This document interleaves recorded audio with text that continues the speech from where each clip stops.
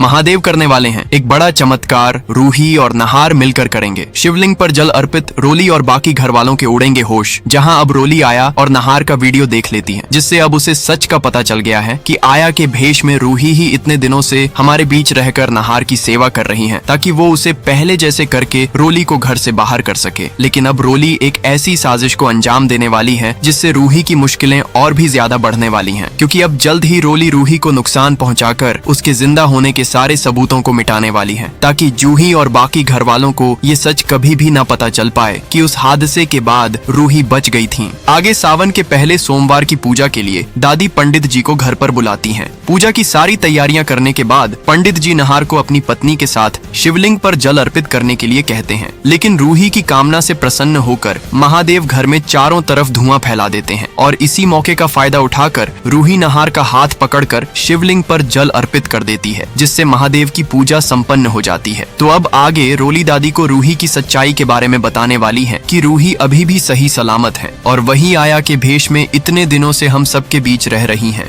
और किसी को कानों कान खबर तक नहीं हुई। आया की सच्चाई जानने के बाद दादी भी काफी हैरान हो जाती हैं और वो भी सोचने लगती हैं कि अगर नहार पहले जैसा हुआ तो रूही उसे सारी सच्चाई बता देगी, जिस वजह से रोली के साथ उसे भी जेल जाना पड़ सकता है। इसीलिए अब दादी और रोली मिलकर किसी तरह रूही को घर से बाहर करके उसे हमेशा हमेशा के लिए नहार की जिंदगी से दूर करने के लिए किडनैप करवाने वाली है, ताकि नहार के ठीक होते ही उसे ये लगे कि उस हादसे में रूही नहीं बची थी। तो अब आगे ये देखना काफी मजेदार होगा कि क्या वक्त रहते रूही को दादी और रोली की साजिश के बारे में पता चल पाएगा या उससे पहले ये दोनों अपने मकसद में कामयाब हो जाएंगी।